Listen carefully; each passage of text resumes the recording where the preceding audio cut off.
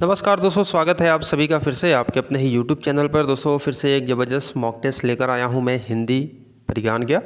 तो चलिए पहला प्रश्न यहां पर देखते हैं। पहला प्रश्न आपसे पूछा जा रहा है, सम उपसर्ग से निर्मित शब्द हैं। तो उपसर्ग जो कि दोस्तों आपके शब्द के पहले लगते हैं। तो अगर हम यहां पर देखें तो संयोग, संविधान, संस्कृत, ये सभी क्या है, ये सम उपसर्ग से निर्मित शब्द हैं। दूसरा क्वेश्चन देखिए आपसे क्या पूछा जा रहा है, निम्नलिखित में कौन सा शब्द कृदंत है। तो पहले तो दोस्तों कृदंत का आप लोग मतलब यहाँ समझिए, जो कृत प्रत्यय जो होते हैं क्रिया या धातु के अंत में जो प्रयुक्त होते हैं और उनके योग से जो शब्द बनते हैं उसे कृदंत कहा जाता है। ठीक है, तो अगर हम यहाँ पर देखें तो यहाँ पर आपका मिलावट ये क्या हो जाएगा, आपका यहाँ पर ये कृदंत प्रत्यय हो जाएगा। इसी प्रकार से आपका जैसे और भी आ जाए, बनावट आ जाए, गवैया आ जाए, त्याग, त्यागी, अगर इस प्रकार से देखें त्यागी, तो यहाँ पर आपका ये क्या हो जाएगा, कृदंत प्रत्यय हो जाएगा। तीसरा प्रश्न है दोस्तों आप सभी के सामने, देखिए सखी पंक्ति गीला शब्द किसका अनेकार्थी शब्द है। ठीक है, तो अनेकार्थी जैसा कि मैंने पहले बताया कि एक ही शब्द के अनेक अर्थ निकलते हैं, उन्हें अनेकार्थी कहते हैं। और एक और भी आपका जो पर्यायवाची होता है उसका समान होता है, तो यहाँ पर दोनों में डिफरेंस है। तो अगर हम देखें सखी पंक्ति गीला शब्द, ये जो दोस्तों अनेकार्थी हैं, ये आली के अनेकार्थी हैं। ठीक है, किसके अनेकार्थी हैं, आली के। तो बहुत इंपॉर्टेंट क्वेश्चन है, वीडियो को पूरा देखिएगा और अपनी तैयारियां करते रहिए, लॉकडाउन का सदुपयोग करते रहिए। मदिरा, चैत्र मास, बसंत ऋतु, शहद किस शब्द का अनेकार्थी है। तो अभी देखिए यहाँ पर आप मदिरा, चैत्र मास, बसंत ऋतु, शहद देख रहे हैं। तो शहद क्या है दोस्तों, मधु कहा जाता है। तो यहाँ पर ये सभी चीज़ें इसके अनेकार्थी हैं, ये सभी क्या है, मधु के अनेकार्थी हैं। अगला प्रश्न देखते हैं, आदमी कैसा शब्द है। तो दोस्तों देखिए आदमी कैसा शब्द है, क्या ये तद्भव है, देशज है, विदेशज है या तत्सम है।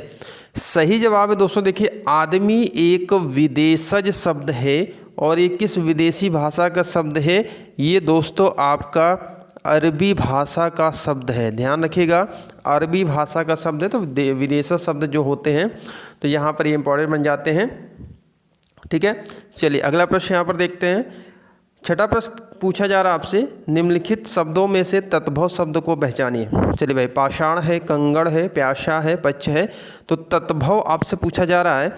तो इसमें अगर हम दोस्तों देखें तो तद्भव क्या है आपका, ये प्यासा है। प्यासा का क्या होता है आपका दोस्तों, पिपासु होता है, तत्सम। ठीक है, बाकी पाषाण, कंगड़, पच्छ अपने आप में ये सभी क्या है, ये तत्सम है। पाषाण का देखिए दोस्तों जो तद्भव बनता है पाहन बनता है, कंगड़ का तद्भव कंगन होता है और पच्छ का तद्भव पंख होता है। ठीक है, तो यहाँ पर ये तद्भव है आपका प्यासा। अंगीठी का तत्सम है, यहाँ पर आपसे पूछा जा रहा है अंगीठी का तत्सम रूप है। तो दोस्तों सही जवाब है अग्निष्ठिका, ऑप्शन नंबर सी यहाँ पर करेक्ट है। आठवें प्रश्न की ओर बढ़ते हैं। यहाँ पर प्रश्न देखिए बहुत इंपॉर्टेंट है, मोहन ने रोटी खाई है, इस वाक्य में कौन सा काल है, यहाँ पर आपको बताना है। तो देखिए दोस्तों आपके सामने देखिए सामान्य भूत है, आसन्न भूत है, पूर्ण भूत है या संदिग्ध भूत है। ठीक है, देखिए यहाँ पर क्या है, मोहन ने रोटी खाई है। तो रोटी तो वो खा चुका है ना, वो क्रिया हो चुकी है, लेकिन रिसेंट क्रिया हुई है, यानी कि आसन्न भूतकाल हुआ, अभी अभी जस्ट थोड़ी देर पहले ही ये घटित हुआ है, तो उसको आसन्न भूतकाल कहते हैं। ठीक है, तो यहाँ पर आपका ऑप्शन नंबर बी। नेक्स्ट देखते हैं, नौवां देखते हैं, जहाँ कर्ता की प्रधानता हो वह कौन सा वाच्य होता है। तो सीधी सी बात है दोस्तों, जहाँ पर कर्ता की प्रधानता होती है वह कर्तवाच्य होता है, जहाँ कर्म की होती है वहाँ पर कर्मवाच्य होता है। ठीक है, तो यहाँ पर ये क्या है, ये कर्तवाच्य है। इस प्रकार से आपका ऑप्शन नंबर ए यहाँ पर सही हो जाएगा। अगर हम एग्जाम्पल में देखें तो जैसे ये सीता गाती है, सोहन ने चाय पी, तो यहाँ पर क्या हो जाए, कर्तवाच्य, यहाँ पर आपका ये प्रधानता होता है। 9वें प्रश्न की ओर बढ़ते हैं, 10वां प्रश्न है यहाँ पर। देखिए 10वां प्रश्न आपसे पूछा जा रहा है, वह आए तो काम बन सकता है, यह कैसा वाक्य है। देखिए कहा जा रहा है आपसे, वह आए तो काम बन सकता है। तो यहाँ पर देखिए तो दोस्तों एक संकेत दिया जा रहा है, इंडिकेशन दिया जा रहा है कि वह आएगा तो काम बन सकता है। तो ये संकेतार्थक वाक्य यहाँ पर आपका हो जाएगा। 10वें का ऑप्शन नंबर यहाँ पर सी करेक्ट हो जाएगा। 11वां देखिए, अव्यय के कितने भेद होते हैं। ठीक है, तो दोस्तों अव्यय क्या होते हैं इसी परिभाषा में बता चुका हूँ, मैं फिर से आपको बता रहा हूँ। ऐसे शब्द जिनमें लिंग, वचन, पुरुष, कारक आदि के कारण कोई भी परिवर्तन या विकार नहीं होता है वह अव्यय कहलाते हैं। और अव्यय के 4 भेद होते हैं। कितने होते हैं भाई? 4 भेद होते हैं, ध्यान रखिएगा। क्रिया विशेषण अव्यय होता है, संबंध बोधक अव्यय होता है, समुच्चय बोधक अव्यय होता है और विस्मयादि बोधक अव्यय होता है। तो क्रिया, संबंध बोधक, समुच्चय बोधक और विस्मयादि बोधक, ये 4 प्रकार के अव्यय होते हैं। ध्यान रखिएगा, बहुत इंपॉर्टेंट है, एग्जाम में हमेशा आते रहते हैं। अब यहाँ पर देखिए, किसी एक की वर्तनी शुद्ध है और बाकी 3 की वर्तनी अशुद्ध है। तो इसमें शुद्ध वर्तनी वाला शब्द अगर हम देखें दोस्तों, तो यहाँ पर आप देख सकते हैं कि ये आपका यहाँ पर पर्यवसान, ये क्या है आपका? ये शुद्ध है। जबकि यहाँ पर देखिए सट दर्शन नहीं होता, ये आपका होता है सट दर्शन। ट की जगह ये ड लगेगा, हलंत नीचे लगेगा, ठीक है। अनापेक्षित नहीं होता, अनपेक्षित होता है। तो यहाँ पर ना बड़ा की मात्रा नहीं लगेगा, छोटा होगा, अनअपेक्षित होगा। क्लिष्ट इस प्रकार से नहीं लिखा जाता, क्लिष्ट में आधा क होता है, ठीक है। तो यहाँ पर ये वाला आपका पर्यवसान आपका यहाँ पर सही है। 13वां प्रश्न देखते हैं, अनिल और अनल, ठीक है। अनिल अनल का सही अर्थ देने वाला शब्द युग्म है। तो यहाँ पर आप देख सकते हैं अनिल और अनल। तो अनिल का दोस्तों मतलब होता है वायु और अनल का अर्थ होता है अग्नि। तो आपका ऑप्शन नंबर यहाँ पर पहला वाला करेक्ट हो जाएगा। परमार्थ का संधि विच्छेद बताइए।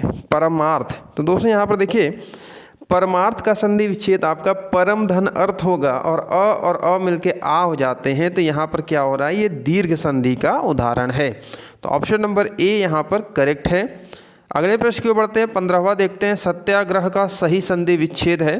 तो दोस्तों सत्याग्रह का अगर हम सही संधि विच्छेद देखें, सत्य धन आग्रह, ठीक है, क्या हो जाएगा? सत्य धन आग्रह हो जाएगा और इसमें भी दीर्घ स्वर संधि कार्य कर रही है। ऑप्शन नंबर डी यहाँ पर करेक्ट हो जाएगा।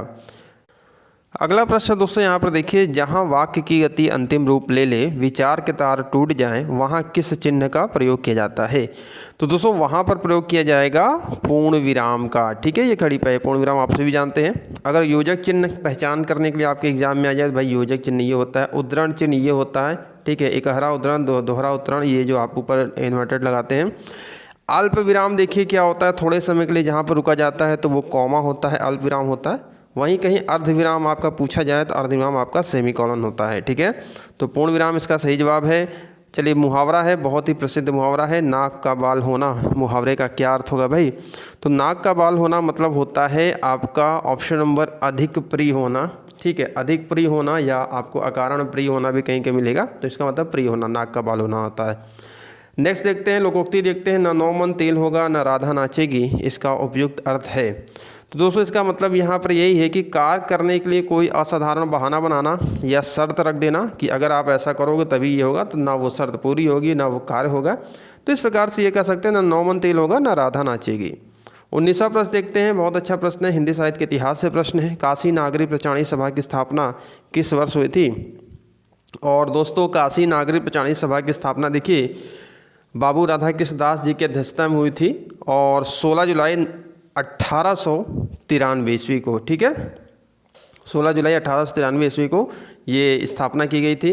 नेक्स्ट प्रश्न देखते हैं, यहाँ पर बहुत अच्छा प्रश्न है, निम्नलिखित में से किस देश में हिंदी भाषा का प्रयोग लिखने एवं बोलने में किया जाता है? तो भारत के अलावा अगर हम देखें दोस्तों, तो यहाँ पर आप देख सकते हैं कि मॉरिशस क्या है, इसमें हिंदी भाषा का प्रयोग लिखने एवं बोलने में भी किया जाता है। 21 देखते हैं, भाषा का वह रूप जिसका प्रयोग सामान्यतः जनता अपने समूह या घरों में करती है उसे कहते हैं। तो देखिए जो कुछ भी हम लोग अपने घर में बोलते हैं ना, भाषा का जो रूप है वह क्या कहलाता है भाई? वह आपका एक क्षेत्रीय भाषा कहलाता है, ठीक है। कहीं भी अवधी, बघेली, छत्तीसगढ़ी, बुंदेलखंडी कहीं के बोला जाता है, तो क्षेत्रीय भाषाओं का अर्थ होता है, ठीक है। कौरवी, खड़ी बोली किस जगह बोली जाती है, मगही कहीं बोली जाती है, तो इस प्रकार से क्षेत्रीय भाषाओं का ये अपना ये होता है।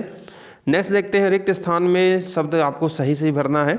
व्यंग लेखक सामाजिक पर तीखा प्रहार करता है। जो व्यंग्यात्मक लेखक होते हैं तो सामाजिक किस पर करते हैं भाई? जो सामाजिक आपकी क्या होती है, विद्रूपता होती है, उस पर तीखा प्रहार करते हैं, अपना व्यंग्यों के माध्यम से करते हैं, ठीक है।